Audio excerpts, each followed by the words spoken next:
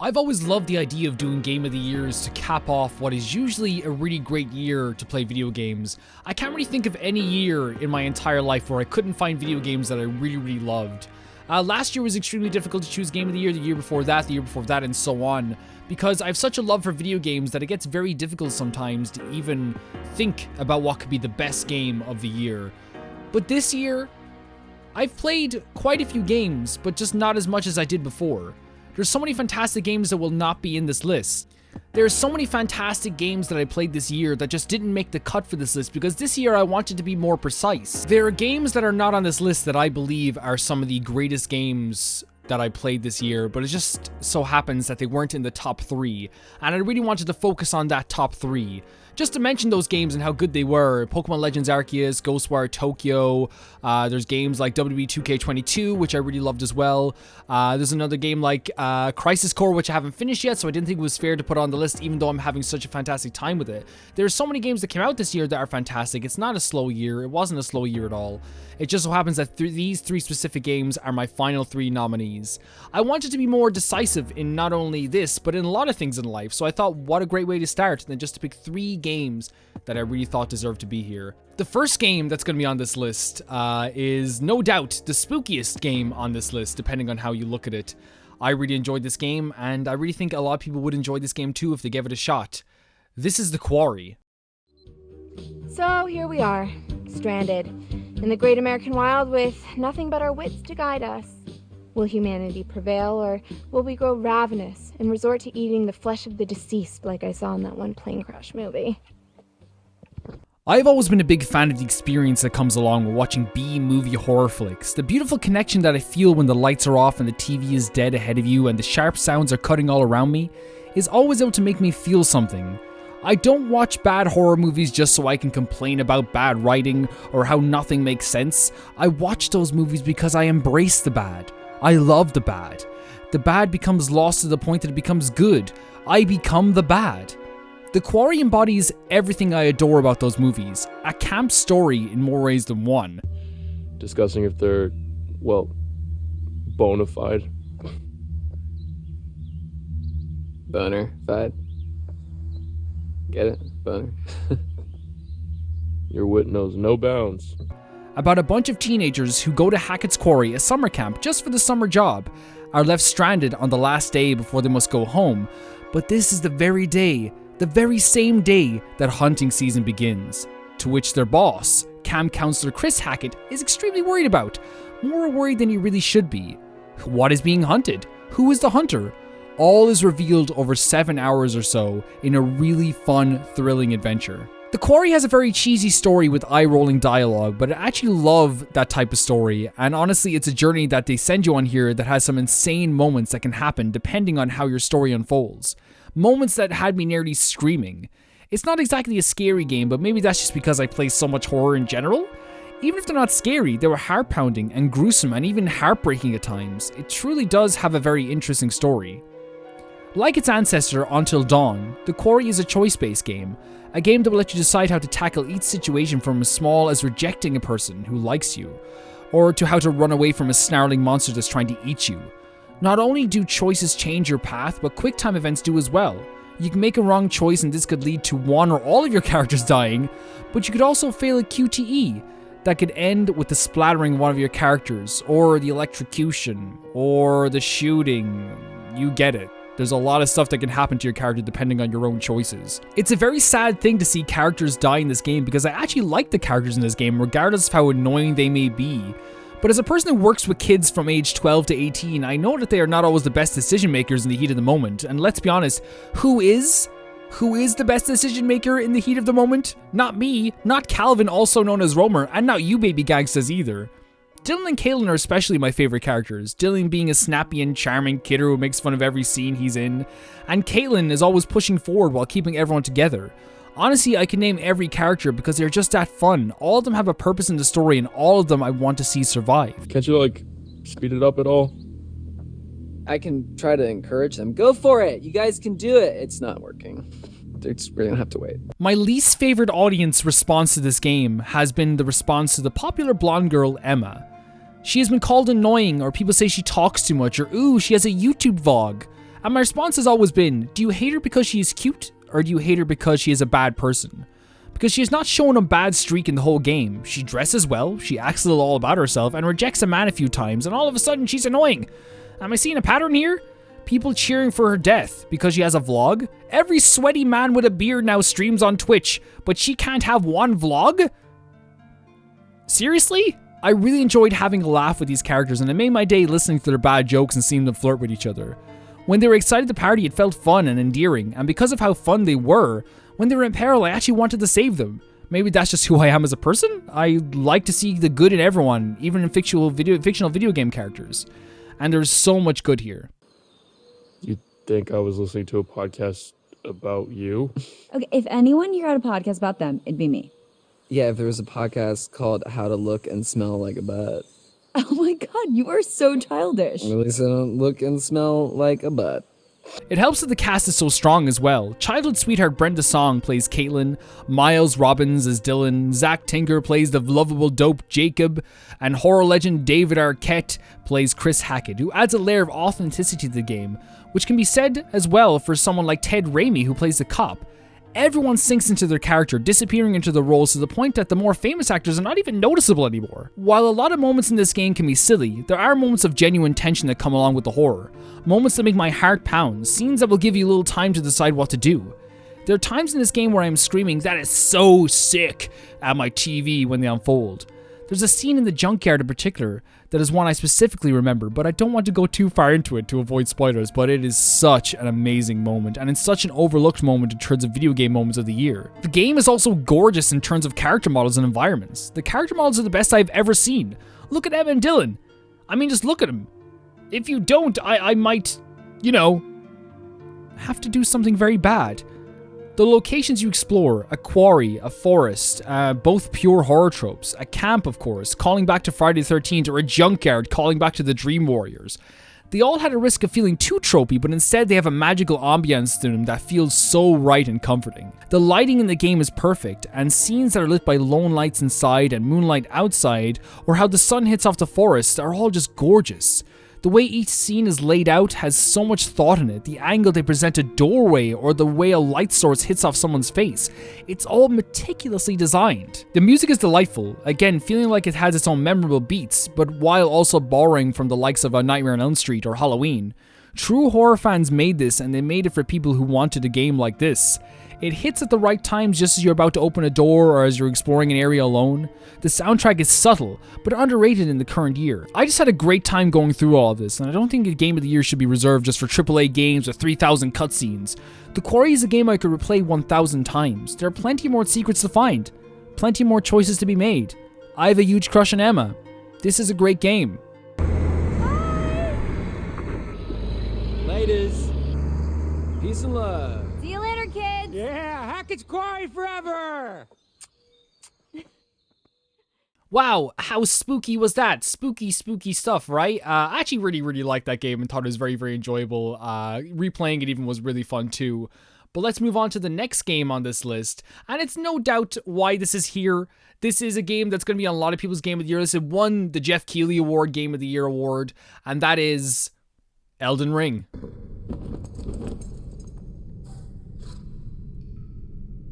Don't worry, Torrent. Fortune is on his side. We found him here, after all.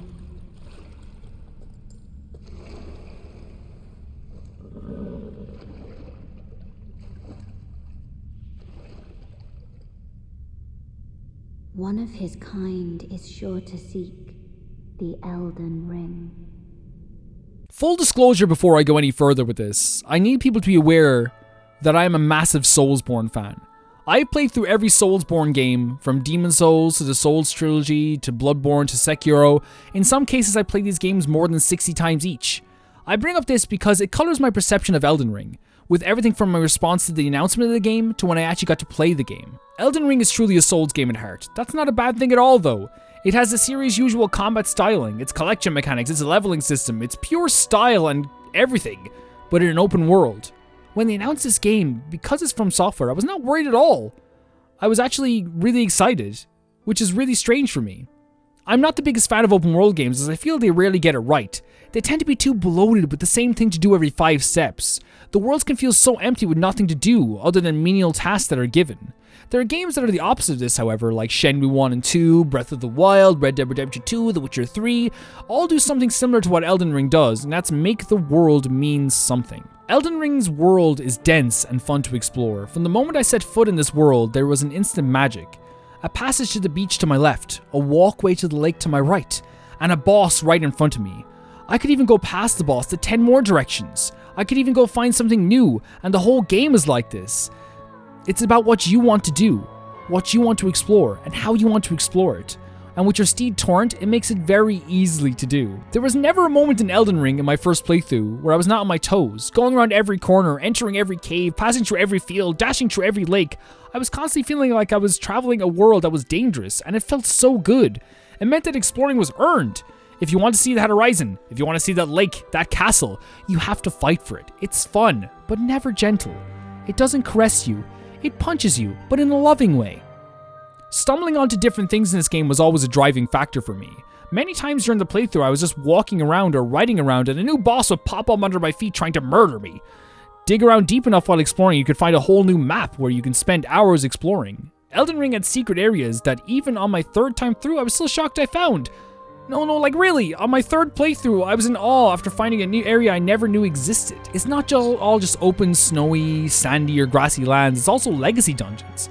The legacy dungeons are basically the dungeons like castles or caves that make you feel like you were back in a game from Software's past. You might feel like you've played these games before. They were tight with fantastic level design, and I always would get excited entering them because they were such a contrast to the great open world, replacing the wonder of the open world with focus, with a sprinkle of wonder, just like with the old Dark Souls games. Waiting in those legacy dungeons is usually a boss with a horde of new loot, and the bosses in the game are purely amazing. Playing so many Souls games like I have, it always felt like any fight with any boss could be repetitive, but it wasn't. I say more the merrier. With bosses, more is better. Some might complain that they have too many similar boss fights and mini-boss fights, multiple times, over and over again. For me, the combat is always so good that it's never dull. It also helps that the boss designs are amazing and the music coupled with them is so very good and fits so well. Gameplay is the most important thing about this game.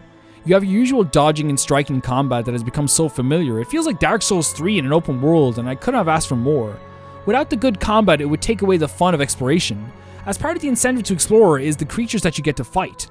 With multiple build styles, it's really easy to have fun with the combat and find something that fits you. I love how the game looks. Its style makes it so beautiful to look at without having to focus on graphics. The colors are so vibrant and distinct. When I think of Elden Ring, I can see the strong yellows of the Erd tree, the greys of the stone derelict forts, and how I feel so cold, and then the warmth of the fire that hangs on the walls gives me a small respite. Things like the striking blues of Lernia of the Lakes stick in my mind, and pretty much all areas on the map do. They all stick out because they chose style over graphics, which is always an important decision. Let's also talk about story. I've seen people say there is no story, and I'm so tired of this fake critique. Anyone who says this is either a liar, or is really silly in the head, or just doesn't want to tell the truth because they were upset about Elden Ring. Because sometimes there is too much story in this game. It's not just about lore from items, it's characters you meet who always have something interesting to say that also allows you to understand more about the world. Yes, there are not 300 cutscenes telling you exactly what is happening, but that's not as interesting as what they do here. Like in a game like Shenmue, you learn more by talking to people. If you don't want to learn more, you can just play. The story expands the more people you talk to. The story shrinks the more you walk alone. It's a great system that just works. Hello? Is somebody there? Might I bend your ear for a moment, please? My name is Irina. I've escaped from Castle Morn to the south. The servants there have rebelled. I can't be sure what it is. My eyesight's been weak since birth, you see. But I swear I heard frightful howling from all over. I recently replayed the game again, and it's still such a dense game with new things every step. I've heard this game being described as the most content-rich game of all time, and I agree.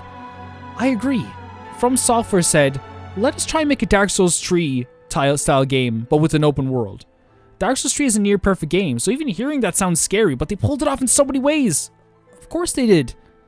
It's From Software.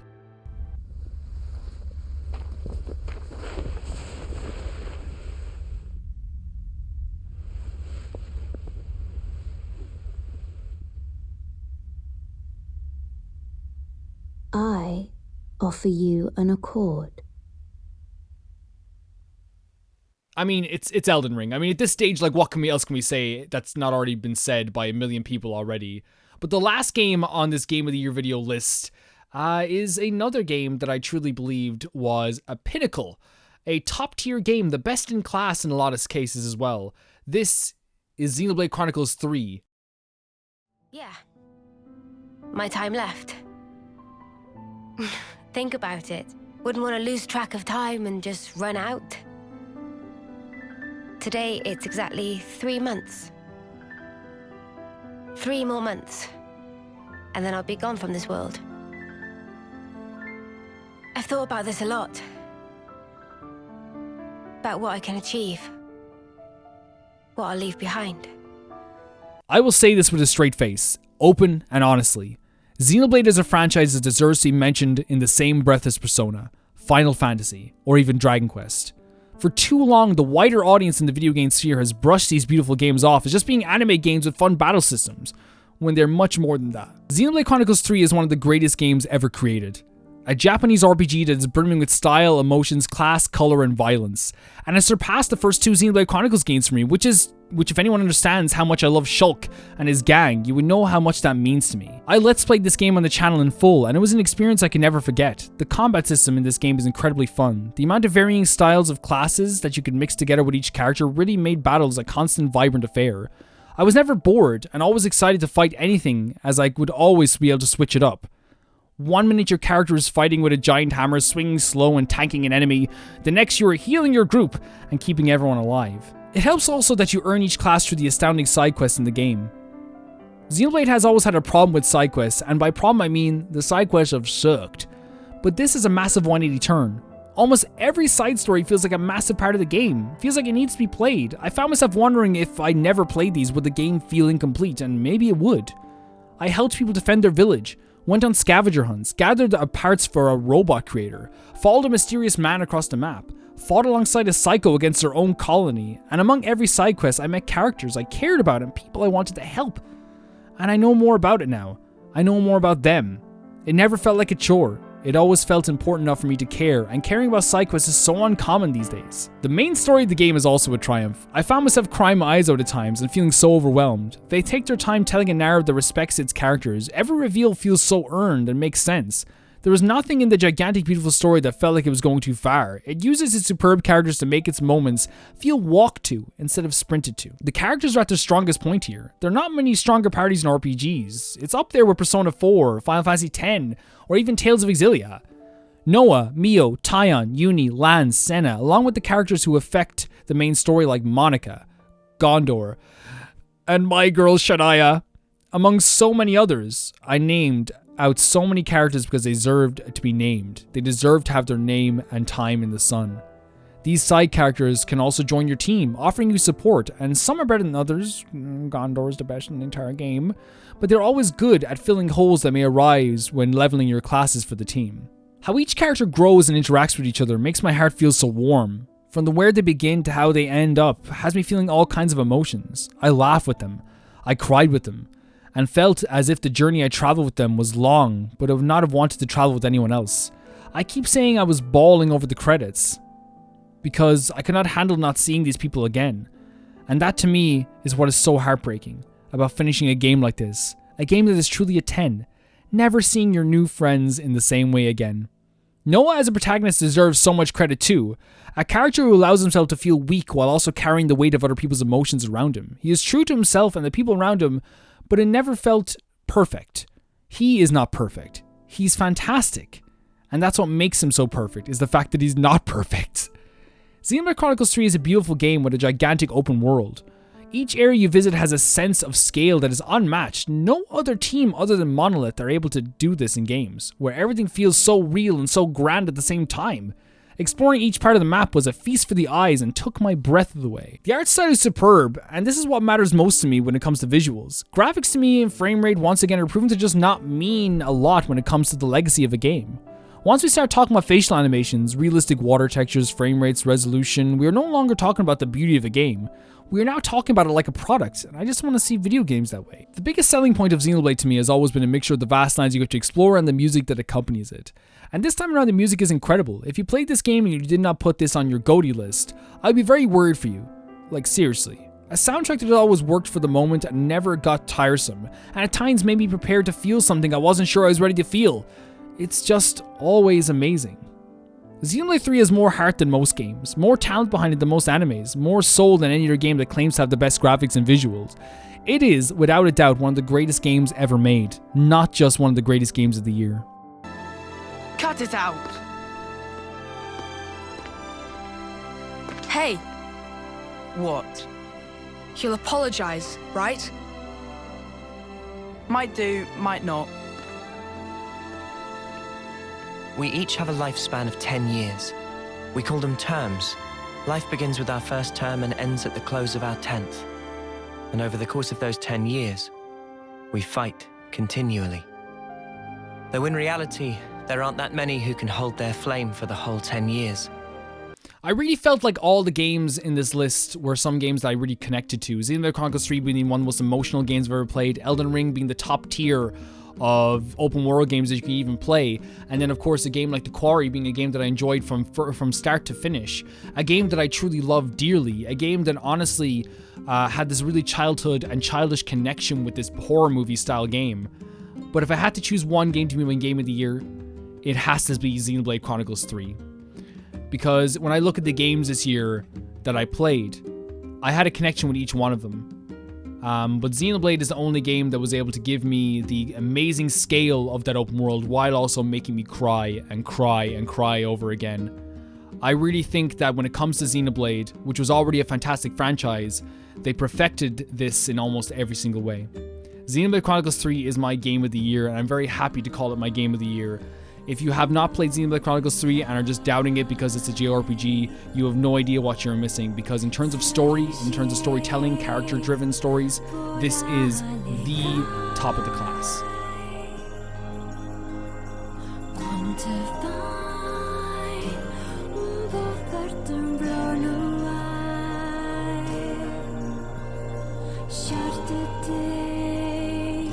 Shaky